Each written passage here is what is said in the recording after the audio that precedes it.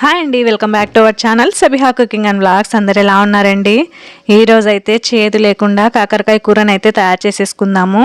Taste అయితే చాలా బాగుంటుంది. ఈ కాకరకాయ కర్రీ ఎలా చేయాలో చూసేద్దాము. నేనైతే పావు కిలో కాకరకాయలను అయితే తీసేసుకొని పైన కొంచెం తొక్కనైతే లైట్గా అయితే తీసేసుకున్నానండి.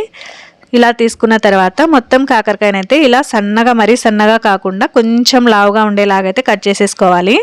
మరీ సన్నగా కట్ చేసుకుంటే మనకు కర్రీ చేసేటప్పుడు మొత్తం అయితే విరిగిపోతాయి అన్నమాట. అందుకు ఇలా కొంచెం మందంగా ఉండేలాగైతే కట్ చేసేసుకోవాలి.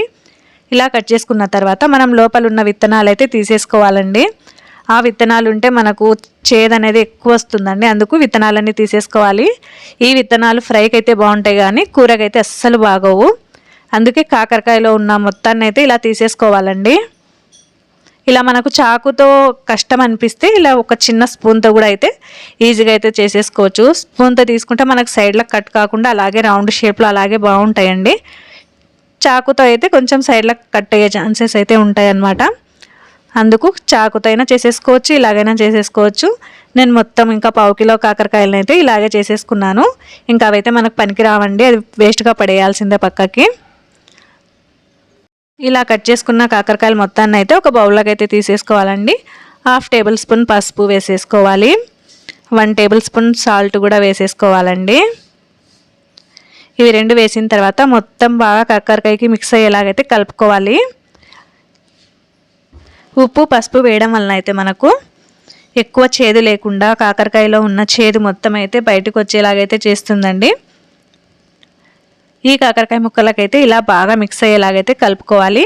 ఇలా కలుపుకున్న తర్వాత ఒక 10-15 నిమిషాల పాటు అయితే పక్కన పెట్టేసుకుందాము. తర్వాత ఇందులో మసాలా కోసం అయితే ఒక కడాయి పెట్టేసి 1/2 కప్పు పల్లీలు వేసుకుందామండి. కొన్ని మెంతులు వేసుకోవాలి. తర్వాత 1 టేబుల్ స్పూన్ అయితే జీలకర్ర అయితే వేసేసుకోవాలండి. ఇవి ఇలా బాగా వేగేంత వరకు అయితే వేయించేసుకోవాలి.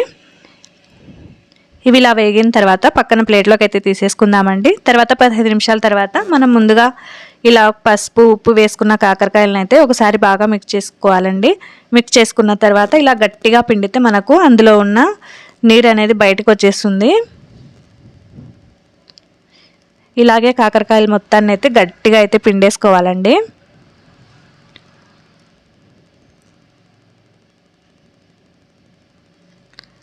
ఆ వాటర్ని పడేసి మళ్ళీ ఒక 2 సార్లు అయితే నీట్గా ఈ కాకరకాయలను అయితే కడుక్కోవాలండి. కడుక్కొని కొద్దిసేపు అయితే పక్కన పెట్టేసుకుందాము. ఆ తడి మొత్తం కొంచెం ఆరిపోయేంత వరకు అయితే పక్కన పెట్టేసుకోవాలండి.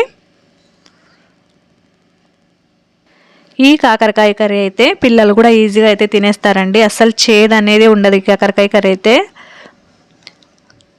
ఎంత తినని వాళ్ళు కూడా ఈజీగా అయితే తినేస్తారు. తర్వాత ఇది పక్కకు పెట్టుకున్న తర్వాత అయితే మనం ఒక కడాయిలో 3 టేబుల్ స్పూన్ల ఆయిల్ అయితే వేసేసుకోవాలండి. ఆయిల్ అయితే బాగా హీట్ ఎక్కిన తర్వాత ఇలా మొత్తం కాకరకాయలు మొత్తాన్ని అయితే ఇలా వేయించేసుకోవాలి. కొంచెం ఆయిల్ అయితే ఎక్కువ పడుతుందండి. ఈ కాకరకాయలను అయితే ఇలా కలుపుకుంటూ వేయించేసుకోవాలండి. మనకు ఎక్కువ గోల్డ్ కలర్ రావాల్సిన అవసరం కూడా లేదండి. కొంచెం కలర్ మారితే చాలంతే. ఇలా ఈ కలర్ వచ్చేంత వరకు అయితే వేయించేసుకోవాలి. తర్వాత మొత్తాన్ని అయితే పక్కన తీసేసుకుందాము. ఇలా కాకరకాయలు మొత్తాన్ని అయితే ఒక పక్కన ప్లేట్లోకి అయితే తీసేసుకుందామండి. ఒక ప్లేట్లోకి కాకరకాయలు అయితే తీసుకున్న తర్వాత అదే కడాయిలో అయితే మనకు ఆయిల్ ఎక్కువ అనిపిస్తే తీసేయండి. 2 టేబుల్ స్పూన్లు అయితే సరిపోతుంది. అందులోకి అయితే మన పోపు దినుసులు మొత్తం వేసేసుకోవాలండి. జీలకర్ర ఆవాలు అవన్నీ వేగిన తర్వాత అయితే ఒక మీడియం సైజ్ ఉల్లిపాయను కూడా ఇలా సన్నగా కట్ చేసుకొని అయితే వేసేసుకోవాలి. అది మొత్తం బాగా మిక్స్ అయ్యేంత వరకు అయితే కలుపుకోండి. ఇలా ఉల్లిపాయలు అయితే కొంచెం మగ్గిన తర్వాత అయితే ఒక రెమ్మ కరివేపాకు వేసేసుకోవాలి. సన్నగా ఇలా మధ్యలో కట్ చేసి పెట్టుకున్న ఒక 2-3 పచ్చిమిర్చిని అయితే వేసేసుకోవాలండి. అవి రెండు కొంచెం మగ్గిన తర్వాత అయితే చింతపండు రసం కోసం అయితే కొద్దిగా చింతపండుని అయితే తీసేసుకొని నానబెట్టేసుకోవాలండి.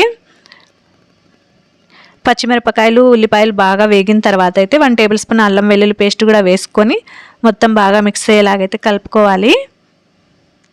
ఇలా పచ్చివాసన పోయిన తర్వాత అయితే ఒక మీడియం సైజ్ టమాటా పండుని అయితే ఇలా సన్నగా కట్ చేసేసుకొని వేసేసుకోవాలండి. తర్వాత 1/4 టేబుల్ స్పూన్ పసుపు, 1 టేబుల్ స్పూన్ సాల్ట్ మనకు రుచికి తగినంత అయితే వేసేసుకోవచ్చు.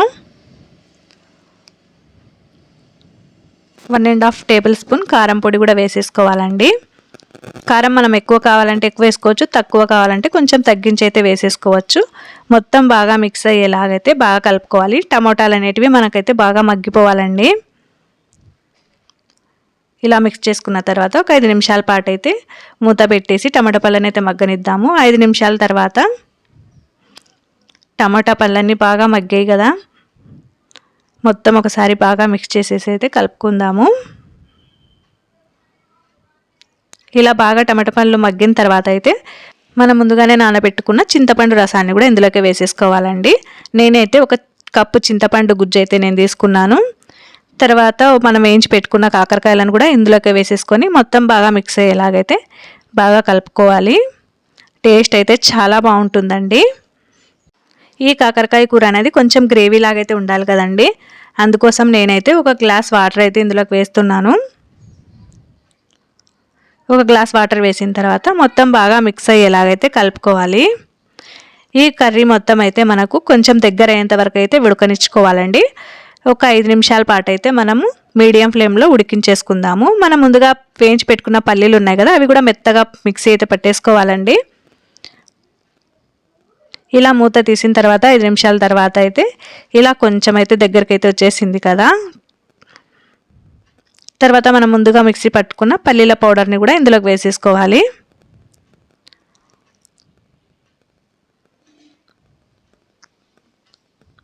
ఈ పల్లీల పొడి వేయడం వల్ల అయితే మనకు కర్రీలో అయితే మంచి స్మెల్, టేస్ట్ చాలా బాగుంటుంది. ఈ పల్లీల పొడి మొత్తం వేసిన తర్వాత బాగా మిక్స్ చేసేసుకొని ఒక 3 నిమిషాల పాటు సిమ్లోనే మగ్గించేసుకుందాము.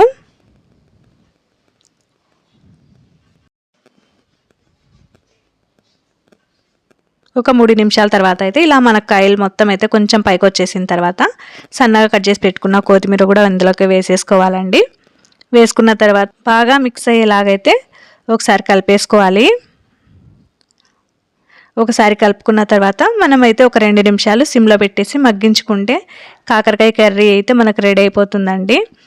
టేస్ట్ అయితే చాలా బాగుంటుంది. మనకు వేడి వేడి అన్నంలోకి కానీ, జొన్న రొట్టెలకు కానీ, దేంట్లోకైనా కాంబినేషన్ చాలా బాగుంటుందండి. పిల్లలు కూడా ఈజీగా అయితే తినేస్తారు.